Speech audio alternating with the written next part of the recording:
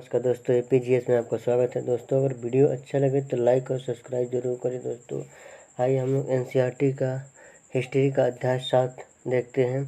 अशोक एक अनोखा सम्राट जिसने युद्ध का त्याग दिया था। ठीक, रोशन के रुपये। ठीक, रोशन के रुपये के बारे में हम लोग आइए देखते हैं कि रोशन क्या करता है। ठीक, जन्मदिन पर रोशन को दादाजी से कड़क नोट मिले। उसने उन्हें अपने हाथ में दबा रखा था। उसे एक नया सीढ़ी खरीदने का बहुत मन था, लेकिन साथ ही वह बिल्कुल एक कड़क नोटों को देखना और छूकर महसूस करना चाहती थी। ठीक, तभी उसने पाया कि सभी नोटों में दाहिनी तरफ गांधी जी का मुस्कुराता चेहरा बना हुआ था और बाईं तरफ छोटे छोटे शेर चित्रित थे। उसने सोचा, आखिर यहाँ शेर क्यों बने हुए हैं। ठीक, आइए एक बहुत बड़ा राज्य, एक सम्राट, उसके बारे में हम लोग जानते हैं। ठीक, हम जिन शेरों के चित्र रुपये पैसों पर देखते हैं उनका एक लंबा इतिहास है, जिन्हें पत्थरों को काट कर बनाया गया और फिर उन्हें सारनाथ में एक विशाल स्तंभ पर स्थापित किया गया था। इसी विषय में तुमने अध्याय 6 में पढ़ा। ठीक, इतिहास के महानतम राजाओं में से एक अशोक के निर्देश पर इसके जैसे कई स्तंभों और पत्थरों पर अभिलेख उत्कीर्ण किए गए। ठीक, इसके पहले कि हम यह जानें कि इन अभिलेखों में क्या लिखा है, यह समझने की कोशिश करें कि इनके राज्यों को सम्राट क्यों कहा जाता है। अशोक जिस सम्राट पर शासन करते थे, उसकी स्थापना उनके दादा चंद्रगुप्त मौर्य ने लगभग 23 साल पहले की थी। चाणक्य या कौटिल्य नाम के एक बुद्धिमान व्यक्ति ने चंद्रगुप्त की सहायता की थी। ठीक, चाणक्य के कई विचार हमें अर्थशास्त्र नाम की किताबों में मिलते हैं। वंश, जब एक ही परिवार के कई सदस्य के बाद एक राजा बनता है तो उन्हें एक ही वंश कहा जाता है। ठीक, मौर्य वंश में 3 महत्वपूर्ण राजा हुए, चंद्रगुप्त मौर्य, उसका बेटा बिंदुसार और बिंदुसार का पुत्र अशोक। आइए, ठीक, साम्राज्य में बहुत से नगर थे। मानचित्र में उन्हें काले बिंदु से दिखाया गया है। ठीक, इनमें साम्राज्य की राजधानी पाटलिपुत्र, उज्जैन और तक्षशिला जैसे नगर प्रमुख थे। तक्षशिला उत्तर पश्चिम और मध्य एशिया के लिए आने जाने का मार्ग था। दूसरी तरफ उज्जैन उत्तरी भारत से दक्षिणी भारत जाने वाला रास्ता में पड़ता था। शायद नगरों में व्यापारी, सरकारी अधिकारी और शिल्पकार रहते थे। साम्राज्य के बहुत बड़े क्षेत्रों में किसानों और पशुपालकों के गांव बसे हुए थे। मध्य भारत एशिया इलाकों में ज़्यादातर हिस्से जंगलों से भरा हुआ था। वहाँ पर लोग फल फूल का संग्रहण और जानवरों का शिकार करके जीविका चलाते थे। साम्राज्य के अलग अलग इलाकों में लोग भिन्न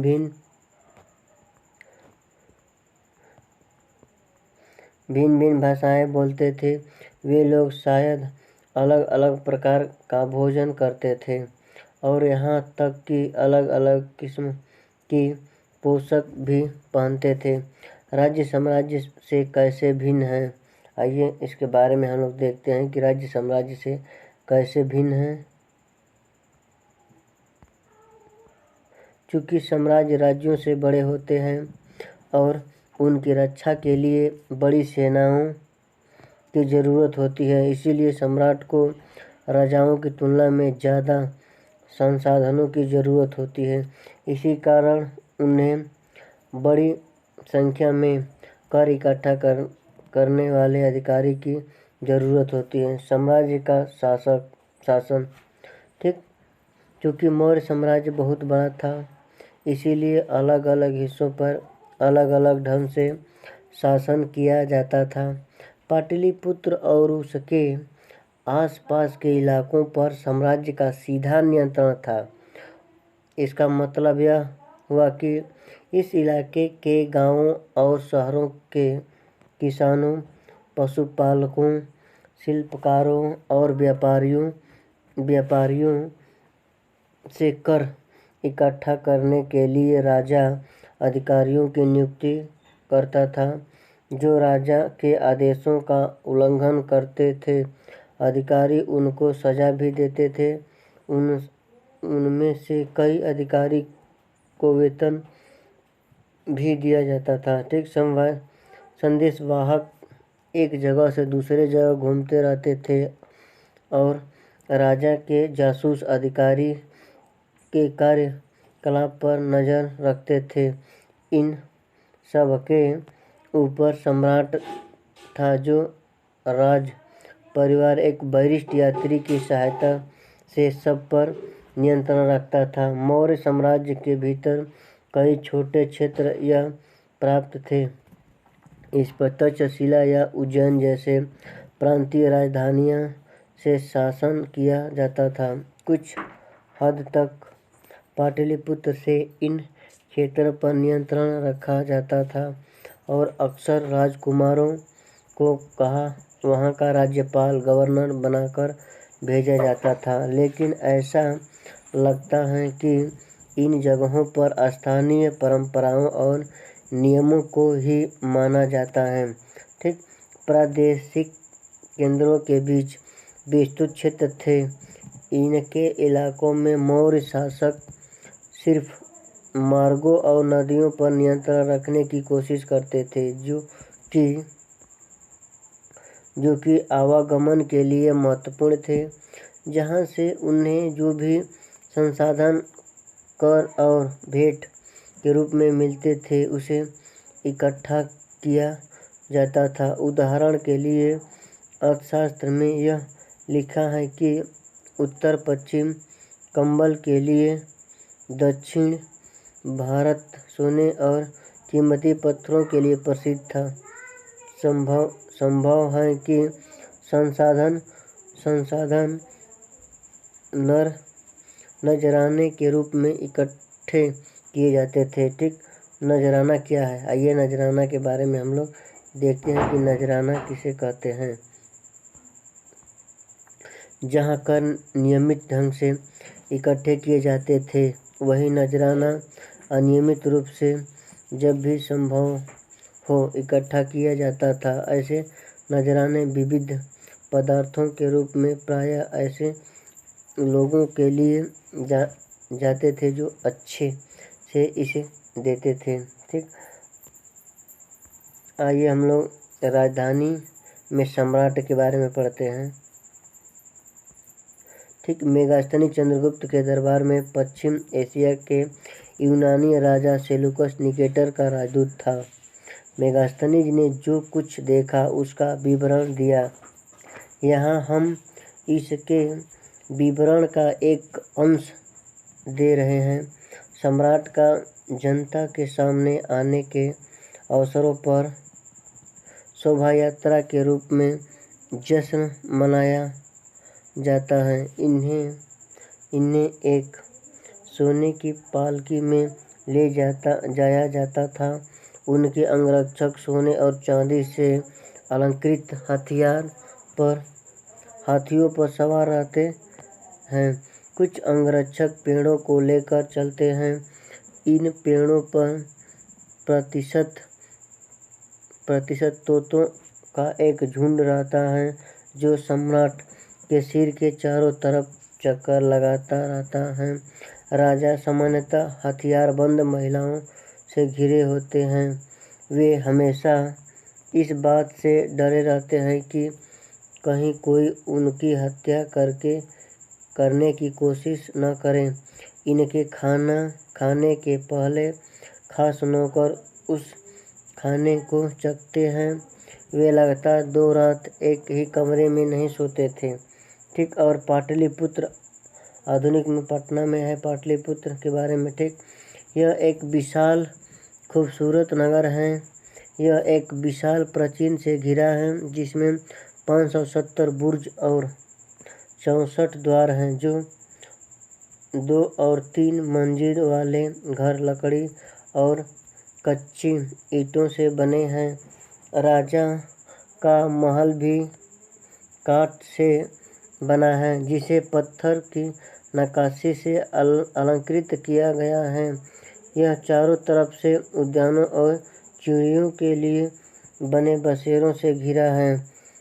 राजा द्वारा खाना खाने के पहले खास नौकर उस खाने को क्यों चखते थे? पाटलिपुत्र मोहनजोदड़ो से। आइए इसके बारे में हम लोग पढ़ते हैं। और अंत में जंगल वाले इलाकों आते थे, जहाँ रहने वाले लोग काफ़ी हद तक स्वतंत्र थे। उनसे यह उम्मीद की जाती थी कि वे मौर्य पदाधिकारियों को हाथी, लकड़ी, मधु और मोम जैसे चीज़ें ला कर दे। ठीक। अशोक एक अनोखा सम्राट है। ठीक। अशोक मौर्य वंश के सबसे प्रसिद्ध शासक थे। वह ऐसा पहले शासक था जिन्होंने अभिलेखों द्वारा जनता तक अपने संदेश पहुंचाने की कोशिश किया। अशोक के ज़्यादातर अभिलेख प्राकृतिक भाषा और ब्राह्मी लिपि में हैं। ठीक। कलिंग युद्ध का वर्णन करता हुआ अशोक का अभिलेख। ठीक। अपने एक अभिलेख में अशोक ने यह बात कही, राजा बनने के 8 साल बाद मैंने कलिंग विजय की। ठीक। लगभग 1.5 लाख लोगों बंदी बना लिए गए, 1 लाख से भी ज़्यादा लोग मारे गए। ठीक। इससे मुझे अपार दुख हुआ। क्यों? जब किसी स्वतंत्र देश को जीता जाता है तो लाखों लोग मारे जाते हैं और बहुत सारे बंदी बनाए जाते हैं। इसमें ब्राह्मण और श्रमण भी मारे जाते हैं। ठीक।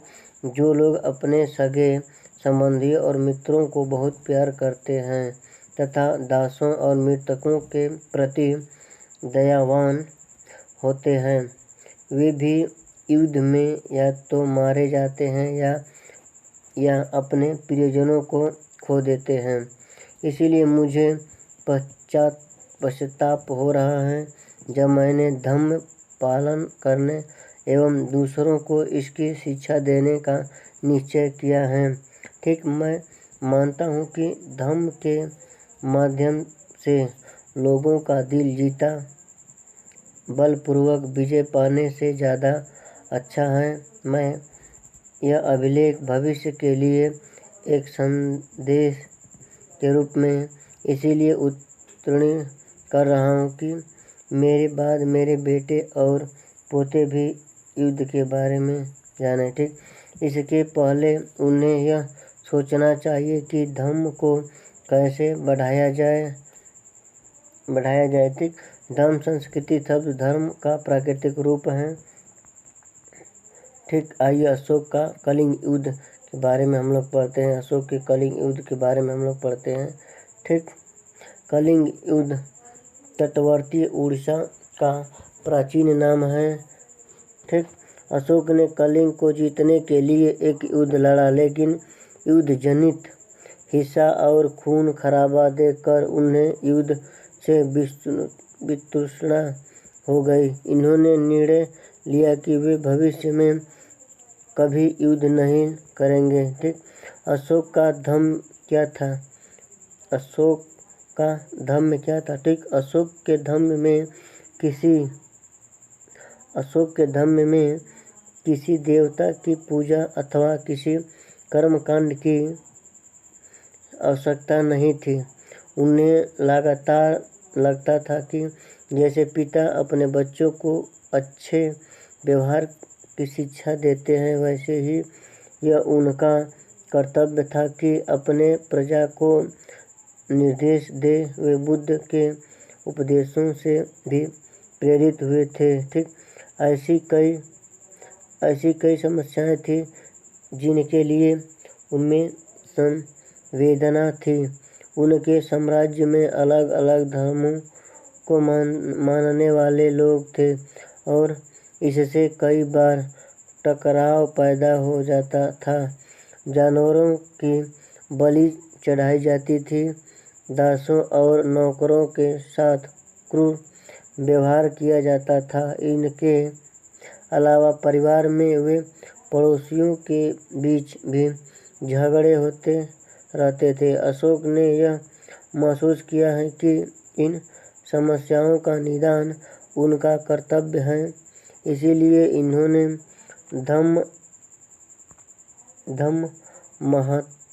महमत नाम के अधिकारियों की नियुक्ति की, जो जगह जगह जाकर धम्म की शिक्षा देते थे।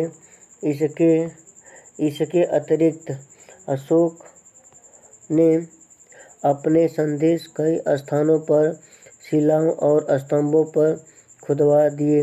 अधिकारियों को यह निर्देश दिया गया कि वे राजा के संदेश को उन लोगों को पढ़कर सुनाएं जो खुद पढ़ नहीं सकते थे।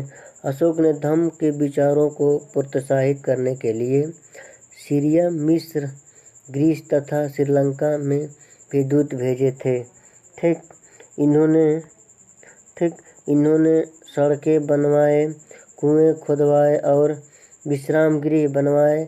इसके अतिरिक्त इन्होंने मनुष्य व जानवरों की चिकित्सा की भी व्यवस्था किया। ठीक, अपनी प्रजा के लिए अशोक के संदेश लोग विभिन्न अवसरों पर अनुष्ठान करते हैं। उदाहरण के लिए, जब वे बीमार होते हैं तब उनके बच्चों का विवाह होता है, बच्चों के जन्म पर, और जब यात्रा शुरू करते हैं तब वे तरह तरह के अनुष्ठान करते हैं। ये कर्मकांड किसी काम के नहीं हैं। इसके बदले यदि लोग दूसरी रीति रिवाज को मानते तो वह ज़्यादा फलदायी होंगे।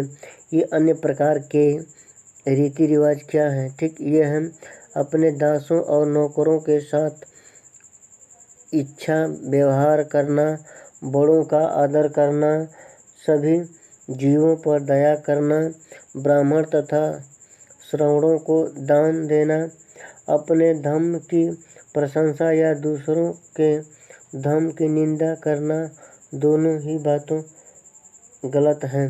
हर किसी को दूसरे धर्म का आदर करना चाहिए। यदि कोई अपने धर्म की बड़ाई और दूसरों के धर्म की बुराई करता है तो वह वास्तव में अपने धर्म को ज़्यादा नुकसान पहुंचा रहा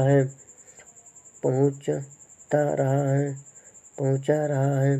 ठीक, इसीलिए हर किसी को दूसरे के धर्म के प्रमुख विश्वासों को समझने की कोशिश करते हुए उसका आदर करना चाहिए। भारत के प्रथम प्रधानमंत्री पंडित जवाहरलाल नेहरू ने लिखा है कि इनके धर्मदेश आज भी हमसे एक ऐसी भाषा में बात करते हैं जिन्हें हम समझ सकते हैं और जिसमें हम बहुत कुछ सीख सकते हैं। अशोक ने धम्म के विचारों को दूर दूर तक फैलाने के लिए उन बातों को बताया जो आपके अनुसार आज भी प्रासंगिक हैं। अशोक के संदेश के उन हिस्सों को बताओ जो आज भी प्रासंगिक हैं।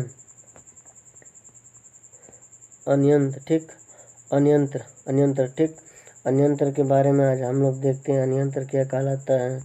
ठीक, मौर्य साम्राज्य के उभरने से थोड़ा पहले, लगभग 2400 ईसा पूर्व पहले, चीन में सम्राटों ने चीन की दीवार का निर्माण शुरू किया।